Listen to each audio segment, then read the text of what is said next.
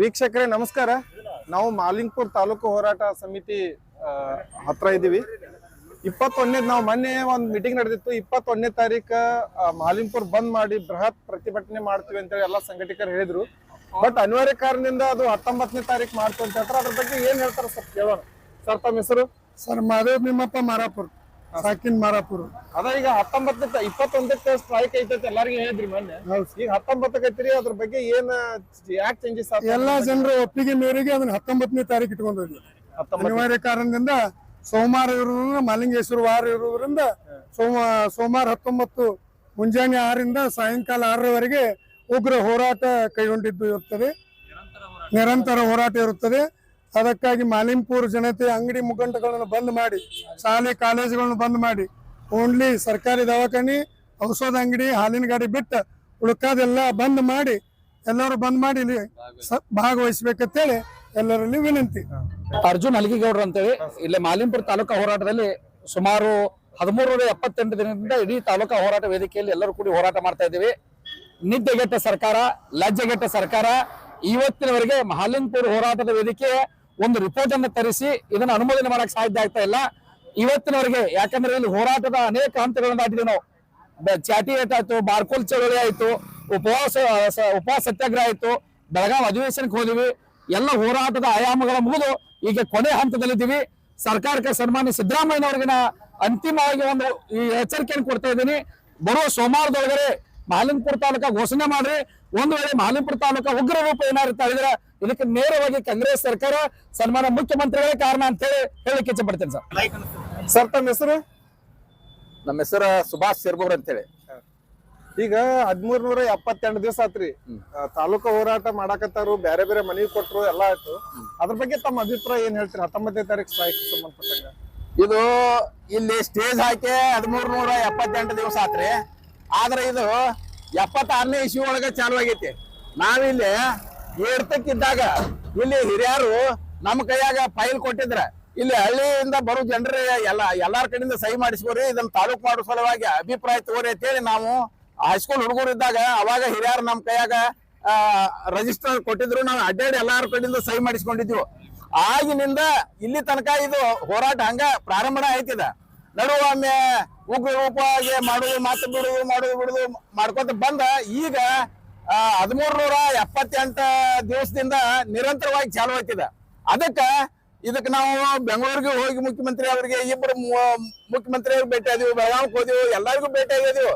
ಇನ್ನ ಇವ್ರು ಇದನ್ನ ಗಣನೆಗೆ ತಗೊಳ್ಳಿಲ್ಲ ಅಂದ್ರ ನಾವು ಉಗ್ರ ರೂಪದಿಂದ ಹೋರಾಟ ಪ್ರಾರಂಭ ಮಾಡ್ಬೇಕಾಕತಿ. ಅದಕ್ಕೆ ನಾವು ಇದನ್ನ ಕೊನೆ ಎಚ್ಚರಿಕೆ ಅಂತ ಹೇಳಿ ಕೊಡ್ತೀವಿ. ಈಗ ಉಗ್ರ ರೂಪ ಅಂದ್ರ ಅದ್ರೊಳಗ ನಾನಾ ನಮೂನೆ ಇದಾವ್ರಿ. ಎಲ್ಲಾ ಬಂದ್ ಮಾಡಿ ಹೋರಾಟ ಮಾಡಾಕು ಬರ್ತೈತಿ, ಮುಂದ ಉಪವಾಸ ಮಾಡಾಕು ಬರ್ತೈತಿ. ಇದು ಎಲ್ಲಾ ರೀತಿಯಿಂದ ನಾವು ಯಾವ ರೀತಿ ಇಲ್ಲಿ ಜನರು ಎಲ್ಲಾರು ಯಾವ ರೀತಿ ಮಾಡ್ಬೇಕಂತ ತೀರ್ಮಾನ ತಗೋತಾರಲ್ಲ ಆ ರೀತಿ ನಾವು ಹೋರಾಟನ ಕೈಗೊಳ್ಬೇಕಾಕತಿ. ಅಷ್ಟ್ರೊಳಗ ಅವ್ರು ಎಚ್ಚರ ಆಗ್ಬೇಕಂತೇಳಿ ನನ್ನ ಅಭಿಪ್ರಾಯ.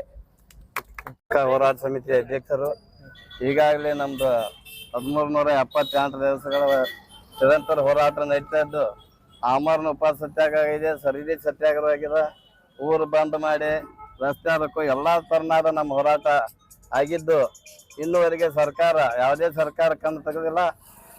ಮಾಡುವಾಗ ಮಾಡ್ತೀವಿ ಅಂತ ಮಾತು ಹೇಳ್ತಾರ, ಕರೆ ಇನ್ನುವರೆಗೆ ಯಾವುದು ಏನೂ ಮಾಡಿಲ್ಲ. ಅದಕ್ಕಾಗಿ ನಮ್ದು ನಾಳೆ ಬರುವ 19ನೇ ತಾರೀಕು ಉಗ್ರ ಹೋರಾಟ ಮಾಡುವುದನ್ನು ನಿಶ್ಚಯ ಮಾಡಿದ.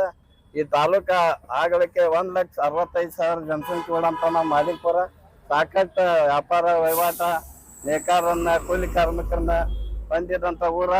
ಇಂಥ ಊರನ್ನ ತಾಲೂಕಾ ಮಾಡ್ರಿ ಅಂತ ಹೇಳಿ ಒತ್ತಾಯಗೊಳಿಸಿದ್ರು. ಇನ್ನುವರೆಗೆ ಸರ್ಕಾರ ಕಣ್ ತೆಗಿವಲ್ದು. ಅದಕ್ಕೆ ಉಗ್ರ ಹೋರಾಟ ಅಂತಂದ್ರೆ ಸರ್ಕಾರ ಮನೆ ಹಾಕತಿ. ಅದಕ್ಕೆ ದಯಮಾಡಿ ಇರುವಂತ ಸರ್ಕಾರ ಮುಂದಿನ ದಿನಗಳಲ್ಲಿ ನಮ್ಮ ಮಾಲಿಂಪುರನ್ನ ತಾಲೂಕನ್ನ ಘೋಷಿಸಿ ಒಂದು ಖುಷಿ ಕೊಡುವಂತ ವಿಷಯವನ್ನು ಮಾಡ್ಬೇಕಂತ ಹೇಳಿ ನಮ್ಮ ತಾಲೂಕು ಹೋರಾಟ ಸಮಿತಿಯ ಒಂದು ಕಳಕಳಿ ವಿನಂತಿ.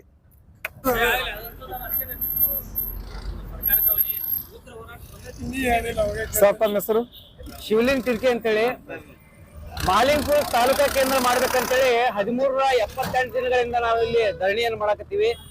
ಎಲ್ಲ ರೀತಿಯ ಧರಣಿಗಳು ಮುಗಿದಾವ.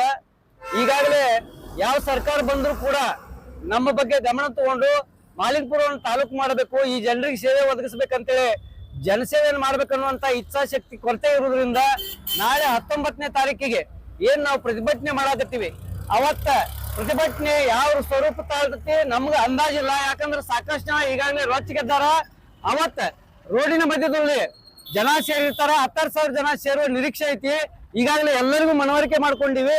ಅವತ್ ಶಾಲಾ ಕಾಲೇಜು ಆಮೇಲೆ ಅಂಗಡಿ ಮುಗ್ಗಟ್ಟುಗಳು ಆಮೇಲೆ ಎಲ್ಲರೂ ಕೂಡ ಬಂದ್ ಮಾಡ್ಕೊಂಡು ಸ್ವಯಂ ಪ್ರೇರಿತವಾಗಿ ಕೂಡಿರ್ತಾರ. ಅವತ್ ಏನಾದ್ರೂ ಅಹಿತಕರ ಘಟನೆಗಳು ನಡೆದರೆ ಅದಕ್ಕೆ ನೇರವಾಗಿ ಜಿಲ್ಲಾ ಉಸ್ತುವಾರಿ ಸಚಿವರು ಇರ್ಬೋದು, ಸ್ಥಳೀಯ ಶಾಸಕರು ಇರ್ಬೋದು, ಸರ್ಕಾರ ಇರ್ಬೋದು, ಮಾನ್ಯ ಮುಖ್ಯಮಂತ್ರಿಗಳು ಇದಕ್ಕೆ ನೇರ ಹೊಣೆ ಹಾಕ್ತಾರೆ ಅಂತ ಹೇಳಿಸಿಂದ ನಾವು ಈ ಮಾಧ್ಯಮದ ಮೂಲಕ ಅವರನ್ನ ಎಚ್ಚರಿಕೆ ಮಾಡ್ತೀವಿ. ಸರ್ ತಮ್ಮ ಹೆಸರು? ನಮ್ಮ ಹೆಸರು ಗಂಗಪ್ಪ ಮೇಟಿ ಅಂತ ಹೇಳ್ರಿ. ತಾಲೂಕು ಹೋರಾಟ ಸಮಿತಿಯ ಸದಸ್ಯರಾಗಿ ಮಾತಾಡ್ತಾ ಇದ್ವಿ. ನಾಳೆ 19ನೇ ತಾರೀಕಿನ ದಿವಸ ಮಾಲಿಂಗಪುರ ಸಂಪೂರ್ಣ ಬಂದ್ ಕರೆ ಕೊಟ್ಟಿವಿ. ಆ ಬಂದ್ಗೆ ಇಡೀ ಅಂಗಡಿ ಮುಗ್ಗಟ್ಟುಗಳನ್ನ ಬಂದ್ ಮಾಡಿ ಇಡೀ ವ್ಯಾಪಾರಸ್ಥರೆಲ್ಲ ನಮಗೆ ಸಹಕಾರ ನೀಡಬೇಕು. ಶಾಲಾ ಕಾಲೇಜುಗಳನ್ನ ಬಂದ್ ಮಾಡಿ ವಿದ್ಯಾರ್ಥಿಗಳು ಮತ್ತು ಶಿಕ್ಷಣ ಸಂಸ್ಥೆಯ ಪದಾಧಿಕಾರಿಗಳು ಅಧ್ಯಕ್ಷರು ಕೂಡ ನಮಗೆ ಸಹಕಾರವನ್ನು ನೀಡಬೇಕಂತ ಹೇಳಿ ವಿನಂತಿ ಮಾಡ್ತೀವಿ. ಮತ್ತು ಕಬ್ಬು ಕಡಿತಕ್ಕಂಥ ಎಲ್ಲ ಕಬ್ಬಿನ ಗ್ಯಾಂಗ್ ಆಗ್ಬೋದು, ಟ್ರ್ಯಾಕ್ಟರ್ ಮಾಲೀಕರಾಗ್ಬೋದು, ಅವತ್ತು ಕಬ್ಬುಗಳನ್ನು ಕಟಾವು ಬಂದ್ ಮಾಡೋದನ್ನು ನಿಲ್ಲಿಸಿ ಅವತ್ತಿನ ಚಳವಳಿಗೆ ತಾವೆಲ್ಲ ಬಂದು ಭಾಗವಹಿಸಿ ಅವತ್ತು ಚಳವಳಿಯನ್ನು ಯಶಸ್ವಿ ಮಾಡ್ಬೇಕಂತೇಳಿ ಅವರಲ್ಲಿ ವಿನಂತಿ ಮಾಡ್ತೀವಿ. ಮಾಲಿಂಗಪುರ ಪಟ್ಟಣ ಹಾಗೂ ಸುತ್ತಮುತ್ತ ಗ್ರಾಮಸ್ಥರಿಗೂ ಕೂಡ ವಿನಂತಿ ಮಾಡ್ತೀವಿ.